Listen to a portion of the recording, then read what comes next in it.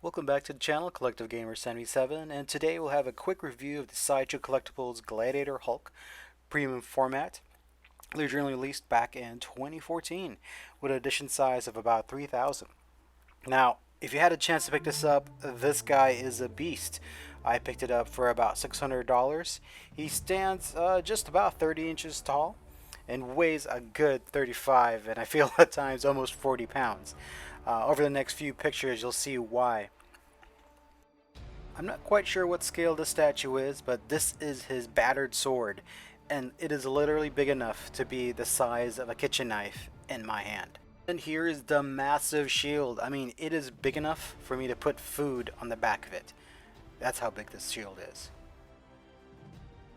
And in my hand is a close look at the head sculpt. Again, fairly big boy. Mr. Big Green himself, grimacing, smirking away at his next opponent. Eyes very well. I believe there's still stickers back in the time when Sideshow was making this in 2014. Another piece that we have up is the control disc, which is magnetic, so you can actually place it on the figure or remove it fairly easily. It does stay in place fairly well. I mean, it's a statue, so it's pretty static. So you see both looks with both the control disc and, of course, his chest without the control disc itself. The choice is completely up to you on how you want him displayed.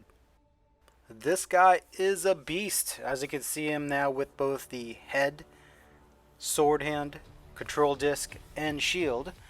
The team of Martin Canal, Avanish Hedge, Martin DeMonte, Matt Butler, Bernardo Esquivel, Mike Nihera, Ariel Olivetti, and Brayton Carpenter has done a wonderful job with this premium format statue. He is a huge presence even down on my wood floor. This is actually one of my wife's favorite characters. She's a huge Hulk fan, so when we got this, she was very happy, and I also, of course, love the Planet Hulk series, and just to have a statue of this magnitude for my personal collection was wonderful. As you can see here, I mean, the shading of the paint, it is a mixed media statue, so of course he does have his gladiatorial wrap around his nether regions, and of course the kind of loincloth look. Everything else, though, besides that, is actually sculpted. There's no other mixed media except for the wrap and those kind of tapered loin pieces. But the painting is so well done that it looks like it's actually also even leather on some of those pieces. Here's a look at the Hulk from kind of different angles. The lighting here is just daylight, so being able to see this much just shows how well done the shading is. Look at that massive, huge muscled back. Closer look up there. It's just amazing. Definitely one of my largest figures.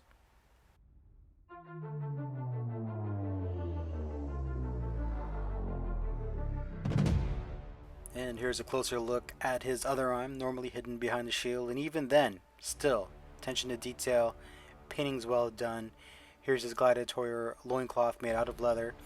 Those leg straps of his greaves look like they're leather, but it's actually sculpted. It's amazing what the Sideshow factories in China have done as far as attention to detail to this character. Again, another look at his massive back, and look at those muscles upon muscles upon muscles. I know if I were his opponent, I'd be glad I'd be seeing this view as he walks away, hopefully not coming towards me to kill me. So I definitely prefer this view if I were to ever see something like this in real life.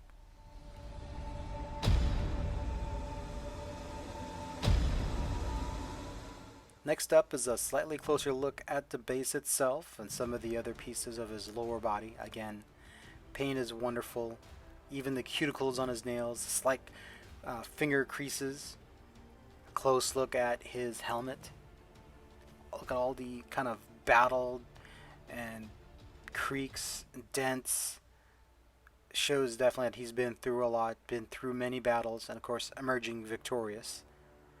Amazing piece. And goodness, just look at those trap. Just, he is unbelievably well sculpted. Also, one of my favorite Hulk pieces. He does also come in a King Hulk, but I definitely prefer this gladiatorial version, as he just looks so mean and just ready to take down anybody. I get another closer look of his hand, his fingers, his forearm shields, his wrap, and again, that battered sword, which you can see from all the nicks, the cracks on it. You just can imagine how many battles he's gone through and survived. Amazingly done. Again, the feathers on his helmet as well. Just wicked. And to wrap things up on this quick review, I love the statue. And if you're a new collector now and also want to get the statue, that's where the con is. Currently, this statue, of course, is no longer being produced, so the only way you'd see it is if you were to buy it second hand. That said, the statue was purchased for $600 before tax. I checked eBay. There's some collectible groups that would offer statues, and they're anywhere from $1,500 to about $1,800 just for the statue itself, no taxes or shipping. At that price, that is just so close to a half-scale statue that, for my money, especially with the limited money that I would, use to purchase things, I would prefer a half scale, to be honest. That said, if you could afford it, I definitely recommend adding this to your collection. Or if you can find it maybe for $750, $800 prior to shipping, that'd be a good price as well, at least in my mind. That again, thanks again for watching this vid. Please like and subscribe. I've definitely got some new vids coming up.